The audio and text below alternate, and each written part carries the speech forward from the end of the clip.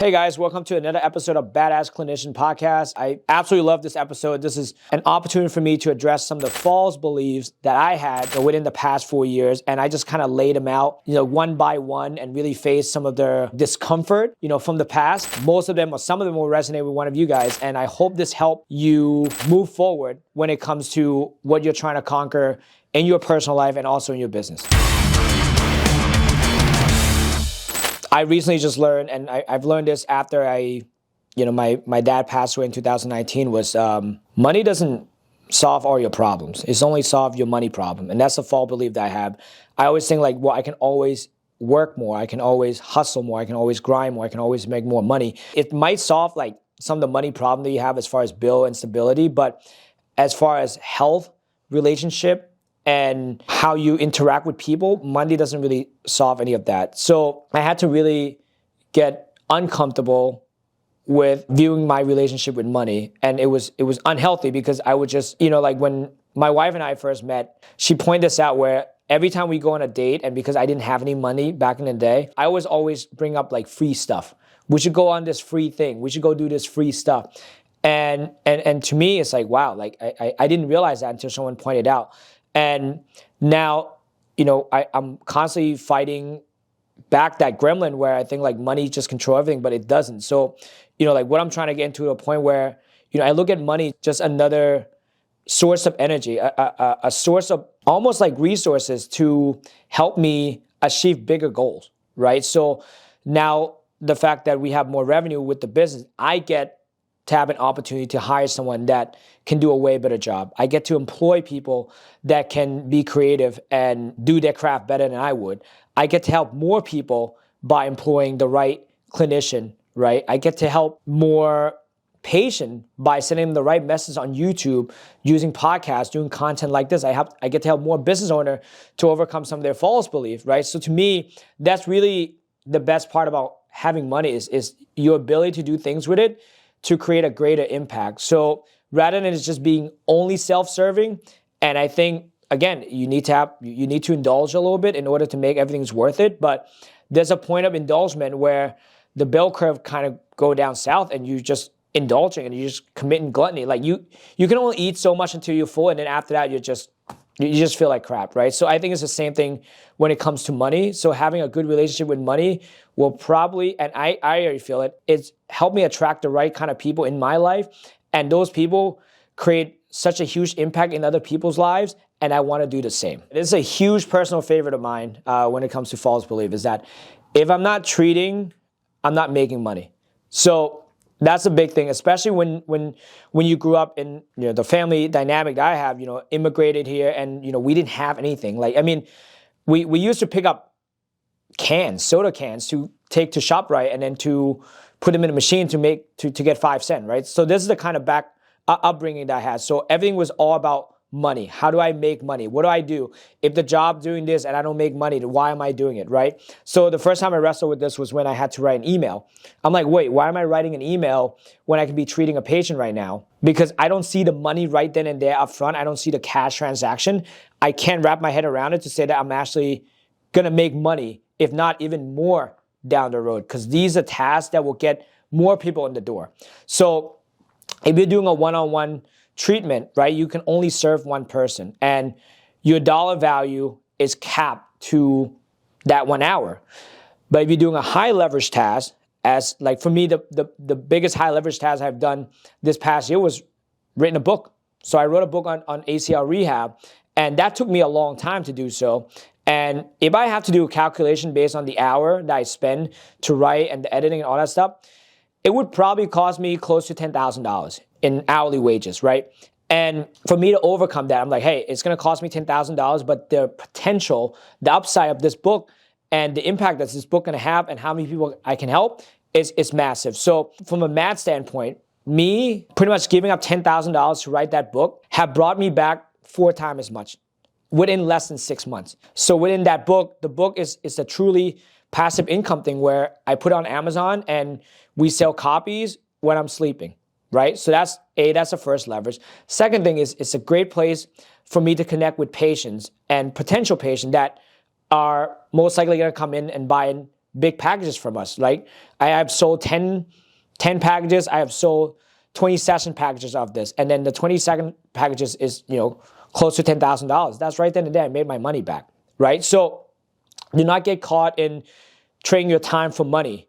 At some point, you need to upgrade that. And I needed to do that. And I wrestle with this every day to make sure that the job that I do, the content I create, everything that I do has a good multiplier and a good outcome and a good pretty much return on investment, especially within my time down the road. So if you're trading time for money, it's okay to do that in the beginning, but make sure as you're planning out of how you want to grow, try to plan out what else you can do with that time besides trading. As a business owner, I'm always just reflecting on some of my personal beliefs and what's true and what's not true. And today I just want to share with you guys some of the false beliefs that I had within this past 4-year journey. So the first thing when I first started out was no one was going to pay for physical therapy. That was a massive false belief that I had because I was essentially competing against in-network or clinics that was just not charging anything at all. So when I first came out trying to start this as a side hustle, I was charging $80 just because I'm like, all right, it's just $30 more than just what other people are charging when they have to pay their copay. And by that time, I didn't even think people were going to pay $80. And what I realized that I was reinforcing that false belief because I was in the environment that people are only willing to pay $80 for it, right? So then what I did was like, all right, why don't I just travel and meet other people and ask them what is it that they're charging and how are they able to charge that much and what kind of population are they seeing and what else are they offering? So rather than just being stuck in that environment where I only see patients that are willing to pay $80 per hour, I got to know a clinician that was charging upward of $300 during that time, which is almost unheard of. So I asked them, I reached out to them, I paid them for their time so they can kind of teach me what they were doing. And then from there, I was like, okay, I need to craft my message a little bit better. And then from there, as I'm getting more and more comfortable in my own skill set, I realize that people are paying more and more elsewhere. I say, okay, you know what? Why don't I charge $120? So from there, I started charging $120, then more people are paying $120. I was like, oh, you know what? That's pretty good. So I left the first gym I was at. It was a powerlifting gym, which no one's paying anything for it because powerlifter are not the most, proactive kind of athletes, right? And this young individual, they don't really care about their health as much right now. So when I left and transitioned into a CrossFit gym where I started working with, older population who wants to stay fit, who wants to stay competitive, now they value what I do a little bit more because if I can help them solve their problem and get them to stay active and do the things that they love, they're willing to pay more. And especially if they have more time to spend with me as a doctor of physical therapy compared to other clinics that they have been to. So from there, I went from 80 to 120. Now I went from 120 to 150, right? So I was like, all right, 150 is good. This is where I'm going to stop. I think this is good. I feel really comfortable charging that. During that time, I had an opportunity to open a second location in another gym.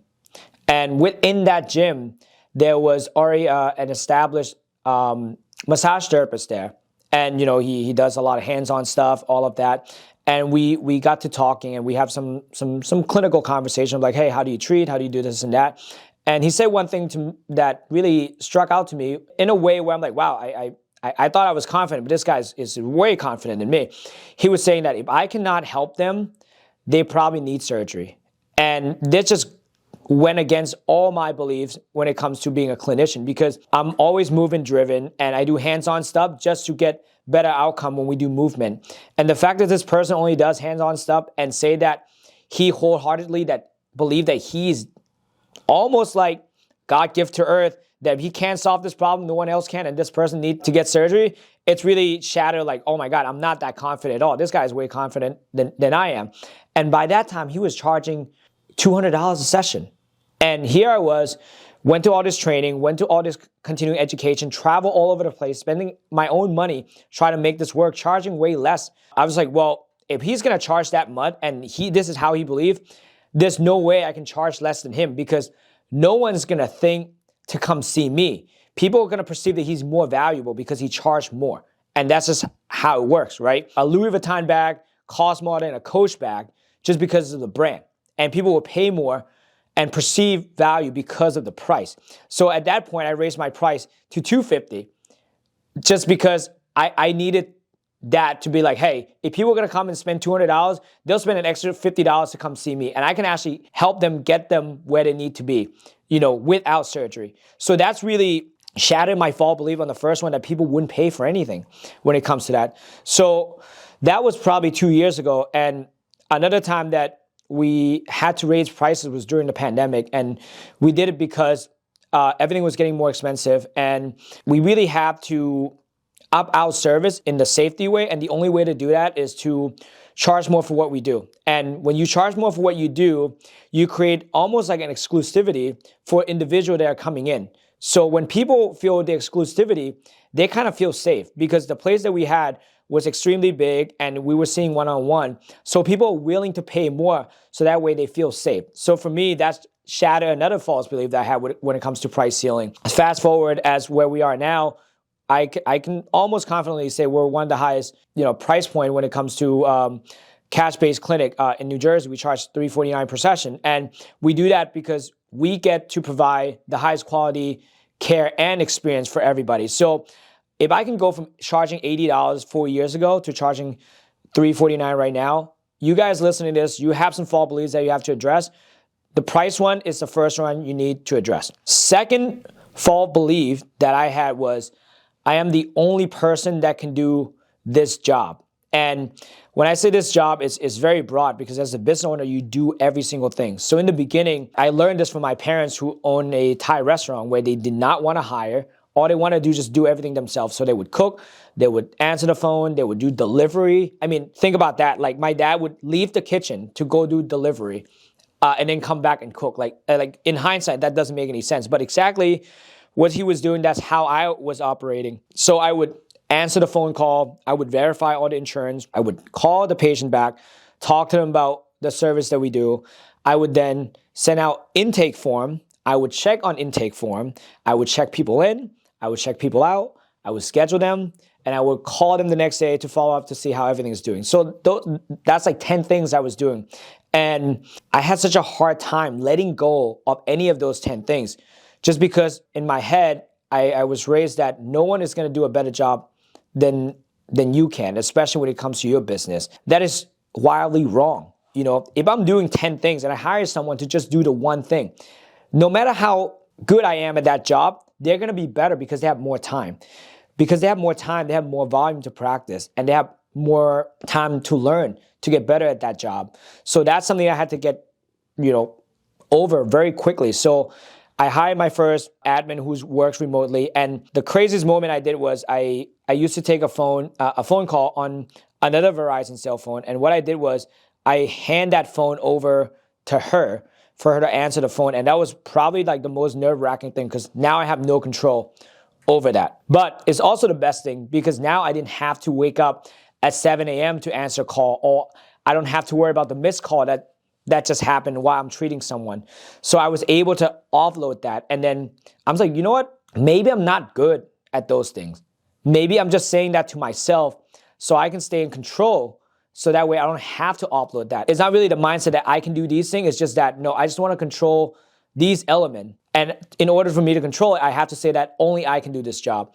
So that was a huge thing I had to overcome. And then from that point forward, I try to do that with every single task that I have. So the next thing we offload was insurance verification. Now we have someone to do it for us, right? And then we offload billing, right? I mean, billing is dreadful, so I don't ever want to do that ever. And then we offload email writing with marketing, right? So I used to write every single email, but then the email would not get written because I didn't have time to write it. So the fact that I was able to get someone as an intern who is now our marketing coordinator now to start off with just writing a weekly email for me. So now this is part of her job that she does, every single week, even our mail out newsletter and everything else. Like that's a huge thing. So now I have a higher leverage because I have the right people that can do the job way better than I could. But as a business owner, you got to be able to do all these things. You have to have an idea of how all these job works. So that way, if you need to jump in, you can. But that doesn't mean you should. So that's the second false belief that I had to overcome. Another false belief that I had was everything need to be perfect before I send it out or before I post it, before I do anything. Again, this is coming from the need to control. And when you want to control something, you want everything to be perfect, right? And nothing is perfect, right? So before, when I used to write email, I would rewrite it, I would read it again, and I would send it. And then to the point where I was just paralyzed by over analyzing all these things. So then I say, you know what? Perfectly undone is not as good as imperfectly done. So from that point, I just get to the point where I say, hey, I shift from like, how good was it? I went like, hey, did I get to do what I set out to do? Was it done? Yes or no? Yes. Was it 80% okay? It was? Okay, great. Send it out. And that's the whole thing. That's the mindset I had to shift into.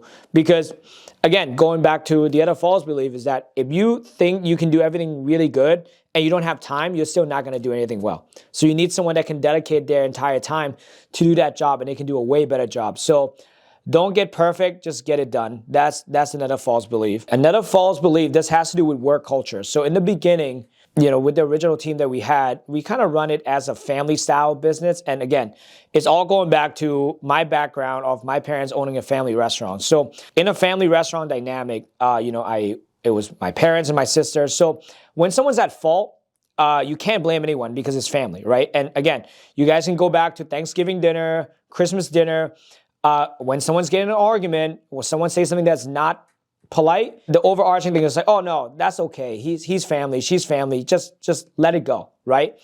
And you cannot bring that into work environment. And in the beginning, the false belief that I had was I have to take the people that was in my company at the time and build a culture according to who they were, which is totally wrong. The culture should be established from you, the business owner, of how you want the culture to be.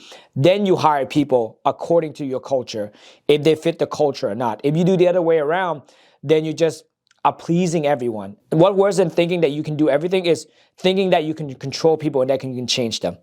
That's probably the biggest thing, because people are who they are, and that's okay. And they come in with a lot of baggage, and as do I. But the whole point of having a professional setting is that a group of individuals can come together under the same mission, under the same value, that want to achieve great things. By no means do they have to have the same interests. By no means do they have to have the same hobbies and all of that stuff. Does that mean that they don't have their own personal problem? We all have our own personal problem, but we can come into a place that we can spend time together for 6 to 8 hours, and collectively, we can put our different aside and then work on something together to achieve a bigger mission that can create an impact of the world. That should be the standard of a good work culture. And the mistake that I made was trying to please everybody. And then what it does is, if I please someone, then I displease someone else, right? So there's no objective measure of the standard, right? Because rather than me being the one who setting the standard, I allow other people to set the standard. And because of that, there's no true measurement. So that's something that I would highly recommend whoever's doing this right now. Go back, revamp your core value, and hire people accordingly. And then also mentor people according to your core value. If you have someone who's a good fit but doesn't understand what the core value is or the culture of the company, you have to coach them. You have to mentor them within that ways that align with your value and the work culture. Last big one when it comes to false belief within as a business owner and as a business in general is that other businesses are doing better than my business because they have something that I don't have, some sort of silver bullet that I'm not doing. As a human being, we like to compare ourselves of why am I not good enough? Why is that person better than me? And it's really easy for business owner because you're going to look like, oh, this business is better because they're running ads, because they're doing this. Like, not really. It's a combination of things that people are doing. So in the beginning, I used to think like, this is when Facebook ads was like super hot and everyone was getting so much lead for like nothing. I was like, oh man, if all I have to do is learn how to make Facebook ads, it will solve all my problem. I'll have people line up outside the door. I get to treat nonstop and I get to hire people. So in reality, that's not true at all. There's no such thing as a silver bullet in the business. Anything, when you take on something like that, like running ads, you're going to realize that you have a lot of holes in your follow-up process, right? So you can run as much ads as possible, throw money at that problem, but if you don't have a good follow-up process, you're still not getting the return that you want. So the silver bullet in business is just fixing a bunch of small things that is not working and optimize them, then take on another thing that can potentially help your business, to then realize that when you take that on, something else is not working, and then you have to go back and fix it. So there's no such thing as silver bullet. If someone's telling you, if someone pitching to you like, you just need to run Facebook ads, you need to run Google ads, you need to do this and that, just the one thing, like, that's entirely not true. What I realized too, like, all these people that were offering like these silver bullet kind of advice, if you really dig deeper, you look into what kind of background they're in the marketing background, and they don't even have a clinic to begin with. So they're not going to be able to help you. So before you pick anyone, before you think something is going to solve all your problem, do some research and just realize that there's no such thing. So I hope you guys enjoy this series. Thank you for tuning in. If you like more information, check out badassclinician.com. And if you haven't subscribed, make sure you do so you don't miss an episode. And see you next time.